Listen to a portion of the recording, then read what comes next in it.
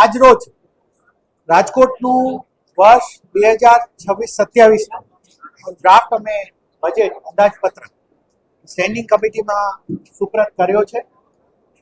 3,500 કરોડની રકમનું અમારું બજેટ એ આ વર્ષે થયું છે. ફોકસ અમારો ઇન્ફ્રાસ્ટ્રક્ચર અને ખાસ કરીને સેચ્યુરેશન ઓફ 3 સર્વિસીસ, નળ, ગટર અને રસ્તા, એમાં સેચ્યુરેશનનું અમારું આ વખતનું મેજર ફોકસ છે. અમે એ પણ જણાવી આપને કે ગત વર્ષનું અમારા બજેટને અમે ઓલમોસ્ટ 90% વધારે ક્રોસ કરી રહ્યા છીએ. એ રીતે અમને આજે એ વાતનો પણ સંતોષ છે કે એક્ઝિક્યુશન ઓફ 25-26 પણ અમારું બજેટ 25-26 પણ સારી રીતે થયું છે. આવું જ એક્ઝિક્યુશન થઈ શકે અને નાગરિકોને ખૂબ સારી પાયાની સુવિધાઓ અને સાથે વર્લ્ડ ક્લાસ ઇન્ફ્રાસ્ટ્રક્ચર એ આપી શકાય. અમારા બે મેઇન ફોકસ જેને હું કહું તો સ્પોર્ટ્સ ઉપર આ વખતે ઘણો ફોકસ છે આ બજેટમાં, અને એર ક્વોલિટીના ઇમ્પ્રુવમેન્ટ અને plus timely delivery of projects એ આ બજેટમાં અમે એશ્યોર્ડ વેમાં જવા માંગીએ છીએ. જે સમય નક્કી કર્યો છે એ બજેટના અહીં થવો જ જોઈએ. ટોટલ અમારો એ જે કર છે એનો બોજ આવે છે 95 કરોડ, જે અમે જે ગયા વર્ષે સૂચવ્યો હતો એના કરતાં ઘણો અમે ઓછો સૂચવેલો છે. ફક્ત 2 મહિનામાં છેલ્લા અમે 106 કરોડ જેવું જનરેટ કરી શક્યા. આ અમારી છેલ્લા ઓપ્શન. આ વર્ષે અમને અપેક્ષા છે અમે 600 કરોડ જેવું રાખ્યું છે. Most probably will touch that. એ થઈ શકશે. અમે એને સ્ટ્રેટેજાઇઝ એ પણ કર્યું કે હવે નાના પ્લોટ્સને પણ આઈડેન્ટિફાઈ કરીએ જેથી કરીને વધારે લોકો એમાં આવી શકે. એક તો આવાસમાં અમારું લગભગ 3,000થી વધારે આવાસોનું આ વખતે થશે. એક ડિજિટલ ટ્વિનનો અમારો પ્રોજેક્ટ છે સિટીનો. એ ઈ મેડિકેર અમે એડ કરી રહ્યા છીએ અને પીપીપીથી સ્પોર્ટ્સ અમે પીપીપી પોલિસી લાવવા માંગીએ છીએ. સ્પોર્ટ્સ ડેવલપમેન્ટ અમારો ધ્યેય એવો છે. જો અમે એક પણ આજે ફેસિલિટી નંબર અમે નથી એડ કર્યા કેમ કે પીપીપી ઉપર અમે ફેઝ વાઇઝ જવા માંગીએ છીએ, પરંતુ અમારું એવી ઈચ્છા છે કે ઇન્ટરનેશનલ કક્ષાની એટલીસ્ટ 2 થી 3 ફેસિલિટી મિનિમમ આપણે પીપીપી ધોરણે રાજકોટમાં એડ કરી શકીએ, જેથી કરીને જેમ આપ અમદાવાદમાં જુઓ છો આખું સ્પોર્ટ્સનું જે સરસ ઇન્ફ્રાસ્ટ્રક્ચર બની રહ્યું છે, તો આ પ્રમાણે આપણે કોમનવેલ્થને આવી જ્યારે ગેમ્સ આવે છે ત્યારે રાજકોટના યુવાનો એનો ભાગ બને એ માટે આ અમારા, મને એવું લાગે છે કે એઝ કમિશનર હું મારા પ્રાયોરિટી તરીકે કહું તો મારું પ્રાયોરિટી આ વખતનું બજેટમાં સ્પોર્ટ્સ ડેવલપમેન્ટ છે. એ બાબતમાં અમે એન્જિનિયરને સોંપ્યું છે. પણ હું આપને કહું કે ડીએલપીનો પીરિયડ પણ એ કામમાં પતી ગયો છે. અમારી પ્રાઇમરી માહિતી મુજબ એ કામ પતાઈ ગયું, દેવાઈ ગયું.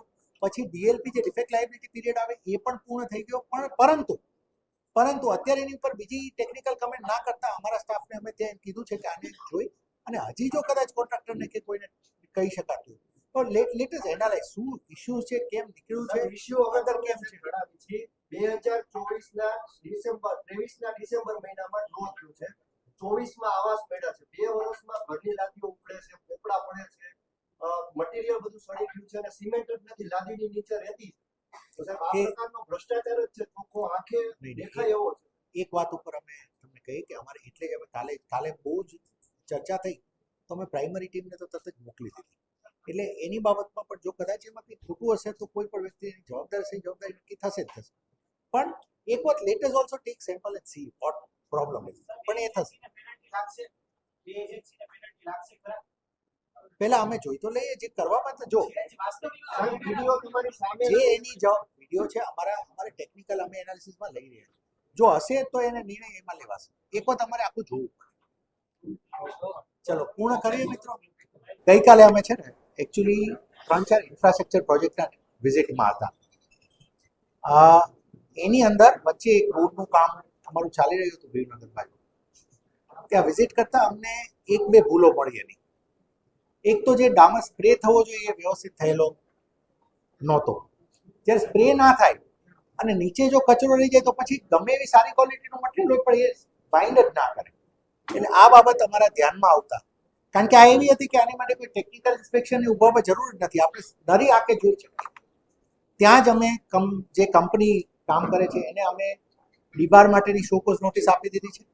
અમારા ફિલ્ડ એન્જિનિયર્સ જે હતા એ બંનેને અમે શોકોઝ નોટિસ પણ ઇસ્યુ કરી છે અને આ જે કામ થયું છે એનું બિલ ચૂકવવામાં નહીં આવે.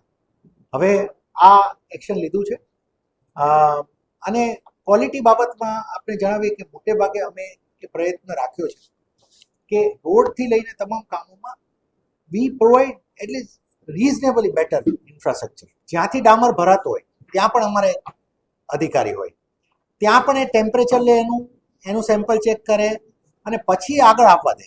એની દરેક અમારી ગાડીમાં એની પોતાની એક પાવતી તો હોય જ કે આ ચેક થયું છે. ગ્રાઉન્ડ ઉપર પણ અમે એટલે જો આ 35 એન્જિનિયર છે અમે લાસ્ટ ટાઈમ લીધા, હવે અમારો એક વસ્તુમાં અમે શ્યોર થયા અને આ વખતે અમારું ટેસ્ટ કેસમાં અમે સફળ પણ થયા કે ભાઈ કામની સ્પીડ છે ને એ બહુ જ ઇમ્પોર્ટન્ટ છે. ધીમું થાય છે it doesn't give you credit. એટલે અમે પણ હવે એ રીતે વિચાર્યા છે કેમ કરી શકે. એની સાથે ક્વોલિટી મોનિટરિંગ, એટલે જ આ એન્જિનિયરો ઉપર રાખે, એટલે જ એને નોટિસ આપી કે તમે ઊભા છો તો કેમ. આજે આપણો એન્જિનિયર ના હોય ને કોઈ ભૂલ થાય તો એને એટલાય કરવું. એટલા માટે હું આપને ખાતરી આપું છું, રાજકોટની જનતાને પણ ખાતરી આપી છે કે જે લેવલના અમે ઇન્ફ્રાસ્ટ્રક્ચર, હું આજે આપને ઇન્વાઇટ પણ કરું કે આપ એક વાર સ્પોર્ટ્સ સંકુલ વોર્ડ નંબર 17 એક વાર જોવા આવો.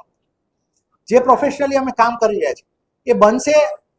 તમે એક વખત યાદ કરશો કે quality infrastructure has come up international standard. આ જ રીતે અમે રોડ, રસ્તા એમાં, અને હવે આ વર્ષે શું એડ કર્યું છે કહી દો. હવે PMU આવશે એટલે હવેથી એક આખી ટીમનું ડેઇલી મોનિટરિંગ, અમે એક આખી સોફ્ટવેર ઊભું કરીએ છીએ અને તમામ કામોના રિયલ ટાઈમ ફોટોગ્રાફ, વિડીયો એ બધું એમને કરવું પડશે અપલોડ.